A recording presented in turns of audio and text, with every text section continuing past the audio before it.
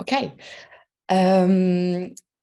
I'll try to be as brief as possible, and but please, I don't have my chair hat, but I'll ask the chair to just interrupt me if I go over time.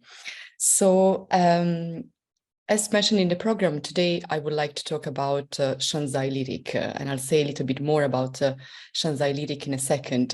But I just thought to briefly introduce where my reflections and work on Shanzai lyric sits. And this is a research as part of my forthcoming monograph that is entitled A Textile Poetics of Entanglement.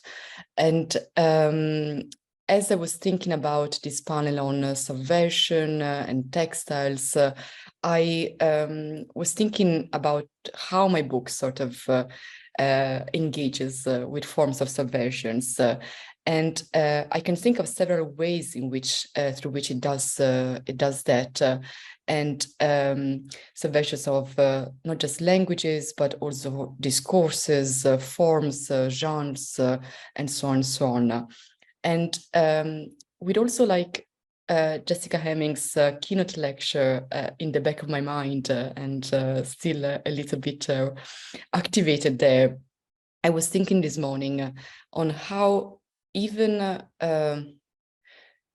forms of subversions are sometimes romantically attached with ideas of positivity, of something that can be subverted, something negative that is subverted, and so there is something positive out of it.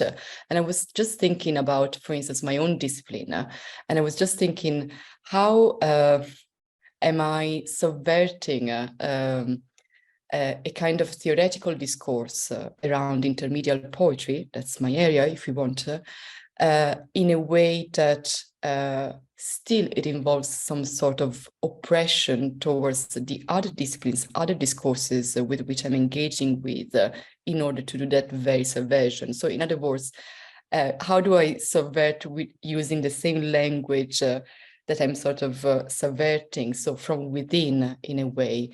And I think that as much as I can think about that, I guess that I'm interested and attracted to understand precisely on how to subvert from within rather than from outside. But I like to be conscious and ask myself on what kind of then forms of oppression comes with it. And so I try to question that. And thinking about subversion, if I think about the corpus of works that I look at in my project, and I'll just like to show you a couple of pictures later on, I wanted to talk about Shanzai lyric, where subversion is at the very center of it. But before doing that, I wanted to do a short detour, a theoretical detour. Sorry, this is a deformation, an academic deformation of myself and my work, with this idea that is quite central to my methodology, but I would like to question it perhaps later in the Q&A. And it comes from this thinker, Karen Barad. And Karen Barad is sort of quite famous for this incredible book entitled Meeting the Universe Halfway, Quantum Physics and the Entanglement of Matter and Meaning. But her sort of reflections on the entanglement and how discourses and knowledge are interrelated and identities are interrelated have been developed over the years. And in a more recent piece on Touching the Inhuman, that Therefore I Am, Barad reasserts how inter, which stands for among or in the midst of, and intra, which stands for from within, points to rather two different directions. And it is the latter, I believe, that is implicated in these textile poems, as I like to call it, and I'll question also this term, as well as in the lyric and weaving communities that they sort of interactively produce. So the matter and meaning of the textile poems I will discuss today as part of the Shanzai lyric project are, from my perspective, but please challenge me on these, interactively constituted, interactively produced. So interaction, as Barada highlights, gives us new ways, or perhaps not, of thinking about relationships to each other, relationships through languages, through discourses, through different theoretical perspectives, relationships with matter, with material as well. And it is in contrast to the usual term of interaction, which presumes that the interacting objects pre-exist this action. And in so doing, the dichotomy of also subject and object are questioned. So I'll stop here, all this bubbling that sounds unrelated to what I would like to talk about, but just to say that this concept of entanglement, so this interaction of entities, for me is quite central for the way I try to understand and look at works produced for both by both artists and writers that include something that we could call poetic, whatever that means, and something related to textiles, the actual textile presence and the practice of producing that textile material. But I do believe that I'm imposing also my own sort of theoretical background from a literary studies point of view in just even the term that I create, textile poetics, that sort of put first, if we want, the poetic part. I'm not saying poetic textile, but I'm calling them textile poetics. And I love to talk about this in the Q&A together. And another sort of subversion, if you want, that I attempt to do through the concept of interaction is regarding a term that we have heard this morning already quite a few times, that is the one of intermediality. And thinking about how intermediality precisely refers to this interaction between different media. So it's a very helpful concept for me. And there is a wide range of perspectives and methodologies around how intermediality is discussed. I'm thinking of what changes, if at all, or if it is just another layer of theory that is not needed, if I think about intermediality as intramediality. And again, I'm attempting to challenge discourses around intermediality, but still using the same sort of from within the discourse of intermediality. Is this helpful? I'm not sure, and we'll see. So here are just some of the works that I will not have the time to discuss today, but just to give you a little bit an overview of some perhaps of the less canonical artists and poets from the Italian side of things. So this is Maria Lai, and we are actually going to hear a paper from Irene Albino, and this is Antonella Nedda, and this is Elisa Biagini, still Elisa Biagini. But I'll focus for the rest of my paper on the Shanzai lyric. So Shanzai lyric is, as the artistic duo Mingling and Alexander Tatarsky sort of refers to it, and I quote, poetic research and archival unit. And this poetic research and archival unit documents and transforms awkwardly translated slogans from Chinese bootleg t-shirts into an ongoing poem. So I'm also very interested in this idea that is an endless poem. They often emphasize that is ongoing, is not finished, is not completed. And Shanzai lyric, of course, there is this sort of the term bootleg carries connotations of secrecy and unlawful activity, as it originally referred to the smuggling of illegal alcohol in one's own boot. And building on this history, Shanzai lyrics' focus lies in exploring the politics of concealment and examining alternative methods of distributing prohibited goods. And in doing so, this project develops a reflection on how subversive and unauthorized materials can circulate and the implications of their circulation of those activities. But as you can sort of a little bit get from the title of the project, Shanzai lyric, there is another key term here, which is Shanzai. And this is based on the Chinese concept of Shanzai, that is the art of imitation, or as it is often referred to, also bootlegging. But Shanzai actually literally means mountain stronghold. Thus the connotations of it as something far away from the official control. And in ancient China, Shanzai was defined as a community or as a business dedicated to self-preservation during periods of social unrest, and also usually during periods of invasion by other alien foreign tribes or clans. But Shanzai today, however, is considered a counterculture, something existing outside the bounds of authority. And so what are these works? I'll just show you a few pictures while I talk about this project. So it's about random combinations of words found on bootleg fashion. And it's sort of the whole Shanzai lyric project activates in different ways a reflection on how the language that appears on these bootleg t-shirts made in China and transported across the globe can work and not simply be condemned as it is often done in the West, as sort of fake, as an imitation. So what else are they doing with their language? And the artistic duo, in an interview that I found quite interesting while they were talking about Shanzai lyric, said the following, and I just would like to quote. Shanzai lyric is the name of both the project and the phenomenon we are trying to identify, an anonymously and collectively authored ongoing poem emerging out of the detritus of consumerism.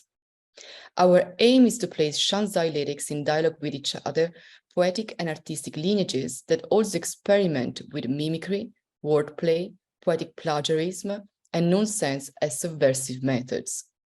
We do this in a very physical sense, weaving two main threads by which textiles become text and text becomes textile. And with the incomplete poem, which is one of the works that is part of the Shanzai lyric, we insert Shanzai garments into libraries, art collections, and home closets to compromise a never unfinished work. And alongside these, we are continuously inserting Shanzai lyrics into publications ranging from poetry designs to fashion magazines to political journals, forming an ongoing piece that we call the endless garment. And I think that just to show you also, this is one other installation that we can find sort of this ongoing endless garment and also an ongoing and ever finished reflection that challenges different levels of discourses, be it about plagiarism, again, often negatively connotated, ideas of completeness, of authoriality, this idea that is collectively and that is anonymously authored, piece, ideas of mistranslation, which is quite key to this project and to Shanzai in general and bootlegging culture, and also this ongoing critique about consumerism and capitalism that is central to these artists in this project. And this idea, this element of accumulation, of mistranslations, of, as you can see already in these installations of t-shirts, even on the right right side, you can see other t-shirts on the floor, and this kind of accumulation that characterizes the Shanzai lyric installations is quite central, I think, also from a linguistic point of view. So, for instance, I'm very interested in this idea of creating a nonsensical language, a mistranslation that creates meaning through its meaninglessness, or through its being wrong, if we want. And so this whole reflection about English. English is not just rejected, refused, rejected as a language that can produce meaning, but rather Shanzai lyrics activates a casual rejection of caring about English as a meaning-making language. And this idea about caring, giving importance to it, is quite central to what I'm going to say towards the end of this paper. So in doing so, English is, to again quote the same interview, reduced or elevated, in some way transmuted into image, which is really curious and delightful. And I think that this idea of caring is quite close to what the artists refer to, that I think is very interesting when we think about subversion, which is this idea of radical disinterest. And rather than saying that they reject, that they want to subvert how English as the sort of global language of meaning making can work, they want to activate this radical disinterest. I don't care if it is wrong. I don't care if it doesn't make any sense. And I find that quite fascinating, being from sort of my deformation of a poetic person that works through nonsense, sort of experimental poetry, but in a different way. So this is quite interesting to me. And this creation of a new and known language, if you want to call it a known language, results in the presence of not just English, but in these sort of mistranslations and wordplay, there are also other languages, French, Italian, Spanish, Cyrillic, and of course, Chinese as well. And I'll stop here for a second and move towards my conclusion, but I'd like to go back from where I began and thinking about theory and this idea of interaction that I said before and subversion. So I do believe that every sort of act as an academic of theorization is can be an act of radical subversion in a shared language, if you want. It creates a sort of new semantical relationship between an already existing vocabulary and my own theoretical apparatus, if you want. But in this interstitial space of subversion is something that we might recognize also in the language of Shanzai lyric. And I think that there is still something that subverts with a sort of imposition of something as well. It is not just a known language that is created. There is a language that is speaking here, that is doing something. And I think that also my way of sort of putting my theoretical apparatus on it is not necessarily just a neutral thing that challenges ideas about how we think about intermediality, for instance. And so what is the aim of this language? And in what sense it provides a theory of counterculture or new ways about thinking of lyric poetry? Because what is interesting is that the whole project is called Shanzai lyric. So it's not just Shanzai poetry, but it makes specific reference to a specific genre, if you want, of poetry, which is lyric poetry. And we could say that lyric poetry, contrary to is the sort of the other end of bootlegging culture, is the sort of is a generalization, but is the high form of poetry, if you want, traditionally speaking. And I just find it interesting how the two things are put together in this work. So the other thing that I would like to mention, and then I'll conclude, this is just some of the texts that you can find online. Everything is, the whole archival ongoing unit is all available online as well. Is that, of course, there is this idea of ongoingness, of unfinished. How do they do that? And this is the very last point I'll make about the Shanzai lyric. I actually encountered the Shanzai lyric project in a very different setting from the one that you could find in an art installation in a museum. It was an academic conference. And the artists were doing a performance of the Shanzai lyric, but within the setting and the discourses and the language that that panel was using in an academic context. And other times it does performances, other times it's still installations, but most of the times, as you can see in this picture, the audience is asked to directly be involved in the activation, as they like to call it, of these Shanzai lyrics. So here you can find a member of the audience reading one of the t-shirts that is part of the installation of the Shanzai lyric. This is back in 2018.